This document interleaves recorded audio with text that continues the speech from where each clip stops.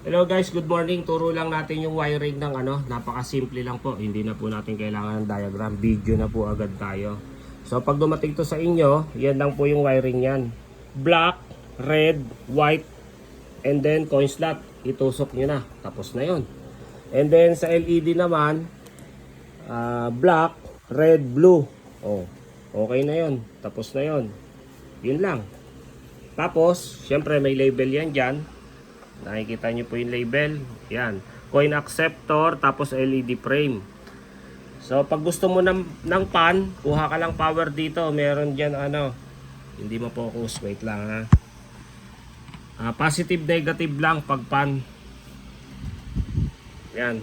Yung bill acceptor, pwede nyo rin tulagyan. Nandiyan na rin po yung yung mga pulse nyan, tsaka positive, negative. Ganun lang po kasimple. Okay? And then positive, negative, pwede rin dito. Positive, negative, may label yan dyan. Pan, 12 volts. Ayan, pan, 12 volts. Hindi masyado kita yan. And then, boy, pahawak ng video.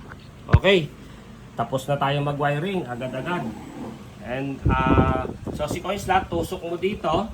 Itong si mini PC, yung ating 8GB RAM na 4GB. So dito, ilapit mo. Ayan. Ito yung pinaka mini PC. Tusok lang po natin sa number 1. Okay na yon. And then si ISP. Si ISP sa number 4. Kung mapapansin nyo, meron na rin po siya label. Kaya napakasimple na lang po. Board, ISP. Ito AP. So pwede ka maglagay ng switch hub dyan. Pero since naka LAN base, gamitin natin para hindi bumitaw. Naiiwasan natin yung tinatawag na sub-bendo is offline. So ito na yung solusyon sa sub-bendo is offline yan. Okay, that's all. Yun lang po. And then lagyan nyo na po ng power si mini PC at saka itong custom board. So napakasimple.